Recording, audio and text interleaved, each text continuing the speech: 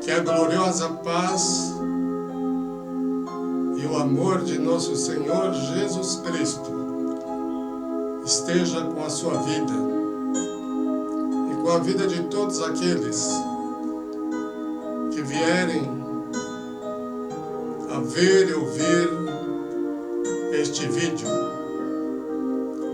cujo propósito é exaltar o nome do Senhor Jesus, o Rei dos Reis, o Senhor dos Senhores, aquele para quem todas as coisas foram criadas.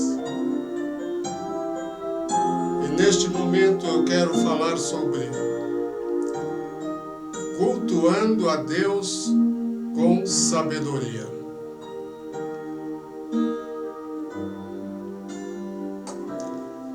As igrejas evangélicas, elas encontram tempo durante a semana para celebrar a Deus, cultuar a Deus em seu santuário, em casas, em lugares especialmente preparados para isto, para congregar o seu povo.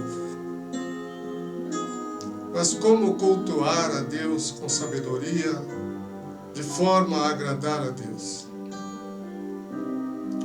O apóstolo Paulo, logo no início, durante o seu ministério, ele trouxe uma orientação para uma das igrejas.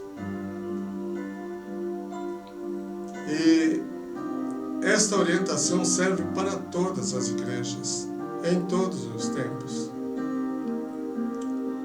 A igreja da cidade de Corinto. Esta igreja era uma igreja nova e não havia nenhuma orientação específica no sentido de cultuar a Deus de uma forma correta, para agradar a Deus, para não desonrar o nome do Senhor e para que as pessoas todas fossem abençoadas. Eu quero ler na primeira carta de Paulo aos Coríntios, no capítulo 14, alguns versos. Não vou ler tudo. Aconselho você a ler o capítulo 14 do começo ao fim e a observar atentamente cada detalhe nos versículos deste capítulo, porque fazendo assim nós teremos cultos abençoados que irão honrar o Senhor. É isso que nós precisamos fazer. Eu vou começar lendo o versículo 26. Depois eu vou saltar os versos 27 a 37 e lerei os versículos finais deste capítulo. Paulo fala aqui para aqueles irmãos: que fazer, pois, irmãos, quando vos congregais? Cada um de vós tem salmo, tem doutrina, tem revelação, tem língua, tem interpretação. Faça-se tudo para edificação. Guarde bem esta palavra. Tudo o que for feito no culto tem que ser para a edificação. Nada pode ser feito sem este propósito: edificar. No verso 38 ao 40, ele conclui toda essa orientação dizendo: mas se alguém ignora isto, ele é ignorado, Portanto, irmãos, procurai com zelo o profetizar, e não proibais o falar em línguas, mas faça-se tudo decentemente e com ordem. Quando nós reunimos para prestar culto ao nosso Deus, esse é um momento singular. O culto no Antigo Testamento era através do oferecimento de sacrifícios. E Deus foi muito exigente quanto ao procedimento dos sacerdotes e levitas. No entanto, nós, desde que Jesus instituiu a sua igreja, e os apóstolos deram continuidade, não deixamos de prestar culto ao nosso Deus. Não é pelo fato de estarmos na dispensação da graça e não da lei que o culto deve ser feito de qualquer forma.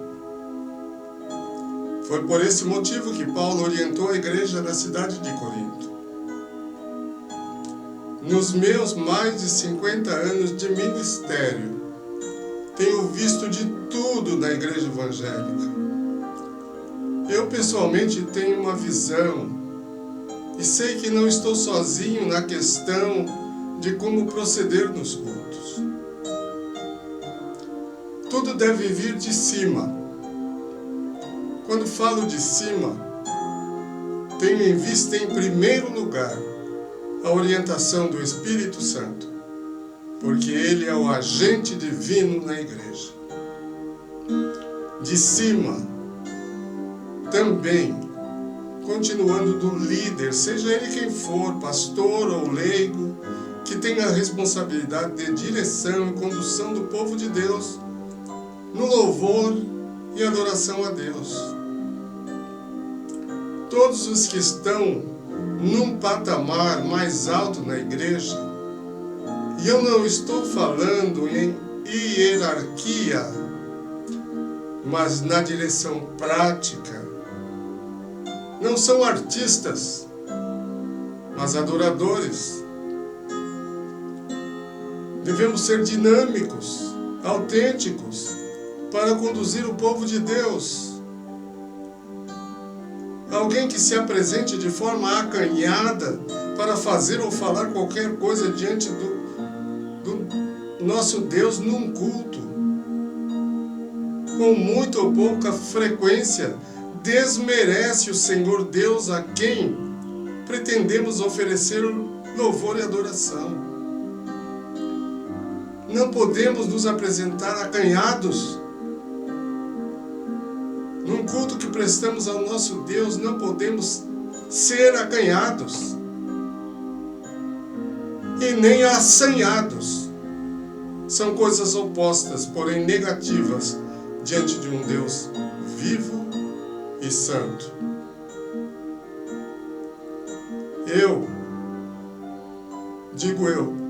tenho que me preocupar com o coração das pessoas e não apenas com suas mentes.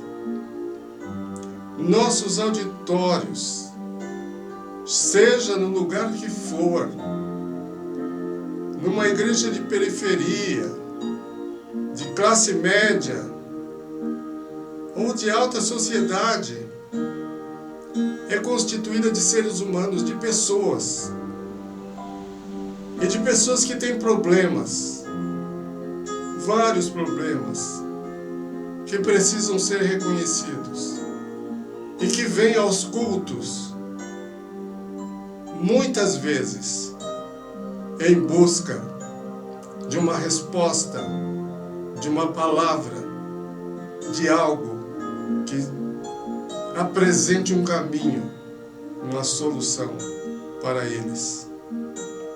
Jesus viu isso no seu convite, em Mateus 11, 28. Ele se expressou naquele texto bíblico quando ele fez um convite. Ele disse: e encontrareis descanso para as vossas almas. Só Jesus pode dar. E Ele nos incumbiu de apresentá-lo como a solução para trazer descanso às almas atribuladas, feridas, machucadas, cansadas, exaustas, oprimidas. Como encontrarão descanso se os nossos cultos forem enfadonhos, cansativos e muitas vezes sem propósito? Não.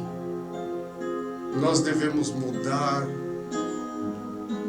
Nós devemos buscar a Deus, nos encher do Espírito Santo para abençoar as pessoas que o Senhor colocar diante de nós.